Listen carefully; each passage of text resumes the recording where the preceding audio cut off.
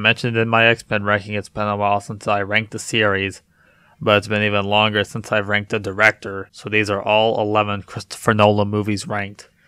Also, there will most likely be spoilers, and this is my first time watching a few of these, so it's possible this list will be different upon rewatch. But let's get on with it. This shouldn't be a surprise to anyone, but number 11 is Tenet. I just reviewed this, so I'll keep this short, but believe me, it hurts to put Tenet this low, because this is something I was genuinely excited for, and it's the most disappointing I've been in a movie this year. Not the worst, but the most disappointing. I mean, seriously, what is it with good directors releasing disappointing movies this year? First it was Spike Lee, now it's Christopher Nolan. 2020 really is the worst year. But if you didn't see the Tenet video, here's the rundown. It's boring as hell, extremely confusing, none of the characters are interesting in the slightest. The villain was the most generic thing ever, the dialogue was hard to understand at points.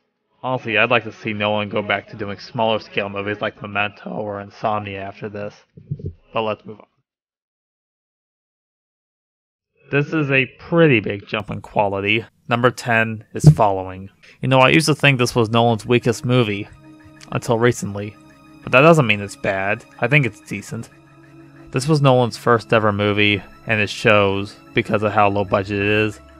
But it's impressive how something this good was created on a budget of just $6,000. It isn't exactly a great movie. The movie feels too short. It's barely 70 minutes. And the fight choreography isn't great, but Nolan has improved on his fights. There's a scene where Bill and Cobb break into this guy's apartment, and the front door has the Batman symbol on it. So that means Christopher Nolan's had his career planned out the entire time. It's told in a non-linear way, a little bit like Little Women, where the differences are how the characters are dressed. Don't have much to say, not great, but it's decent. I like seeing where Nolan started and seeing him improve since then. Number 9 is Insomnia. I don't love this movie, but I can't really think of anything wrong with it. Both Don Cacino and Robin Williams are great, and it's nice to see a more serious performance from Robin Williams. I wasn't expecting the story to go the way it did. Honestly, didn't even know what it was about at first. This is a remake of a Norwegian film from 1997. But I've not seen this, so I don't know if it's good or not. I don't know what else to say about it. I think I will have to watch it again at some point in the future, so let's just move on. Number 8 is The Dark Knight Rises. My opinions on this film have changed over the years. When I first watched it back in 2016, I thought it was boring and just okay. When I watched it again in 2017, I absolutely loved it.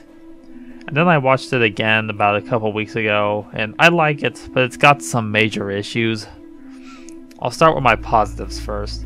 There are some really good moments in the movie, like when Bane breaks Batman's back, and the action is great even though there isn't much of it. For a movie that's nearly 3 hours long, it sure doesn't feel like it. It goes by a lot faster. Christian Bale is great as Batman, Anne Hathaway is a great Catwoman, I like how her cat ears double as goggles, Michael Caine is great as Alfred, Morgan Freeman, Gary Oldman, everyone else is good. Also, Aidan Gillen, who played Littlefinger on Game of Thrones, is in this movie. Tom Hardy is a good Bane, even though I don't love his voice.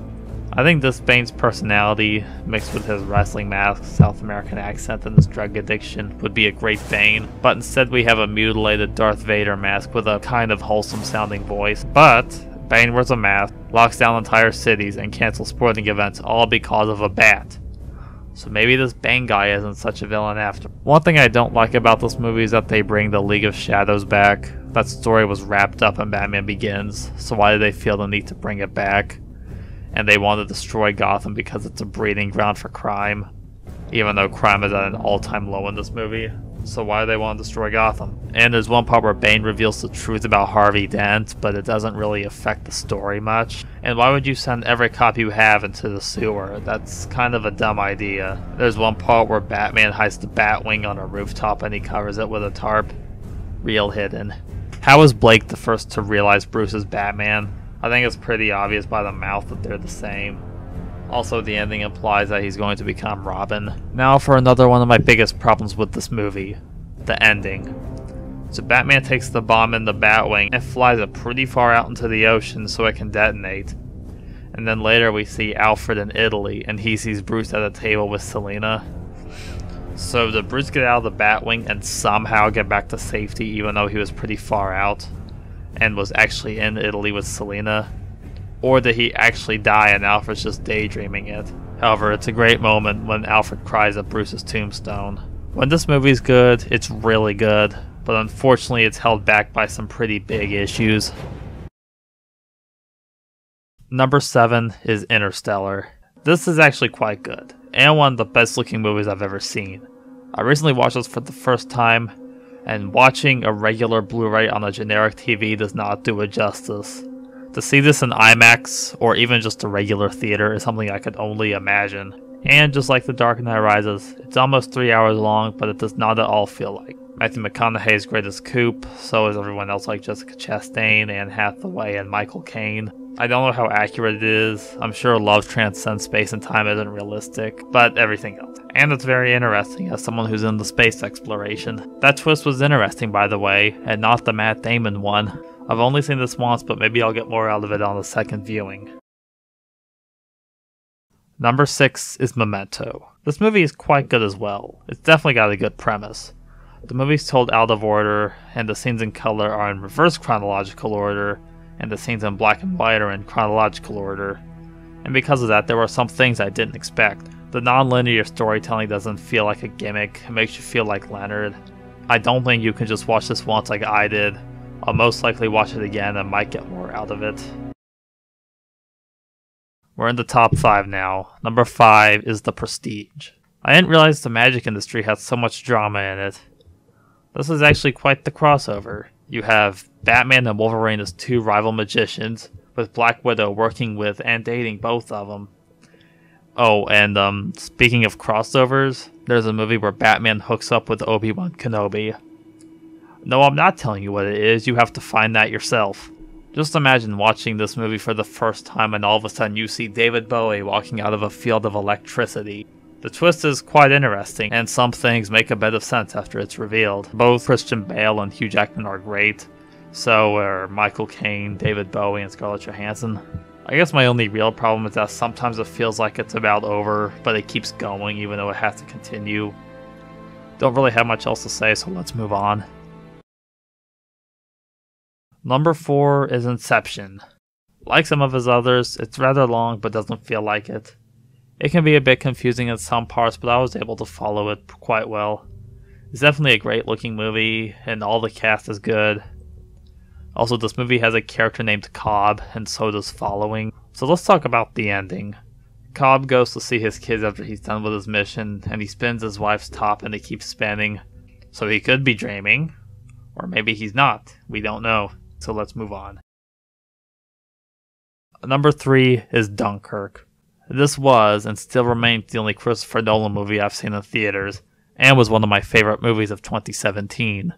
This movie definitely makes you feel like you're in the war, which I guess is why the characters don't have that much to them, but I'm okay with that.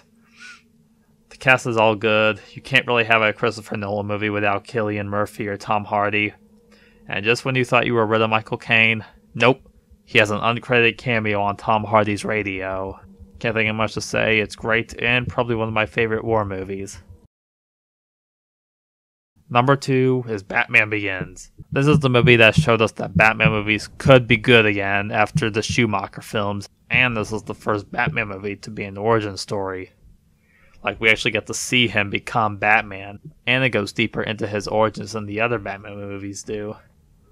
Whereas the 1989 Batman movie, don't worry, I love that one as well, we just see a flashback of his parents' murder.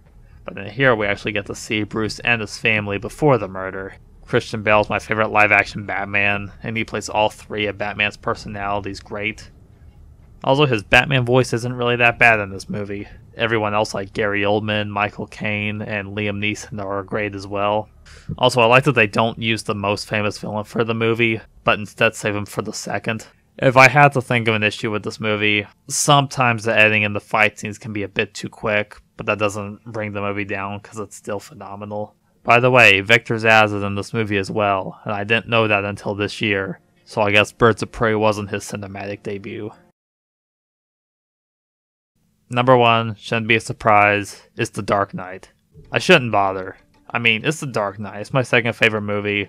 Pretty much everything that can be said about this movie has already been said by people way better at this than I am.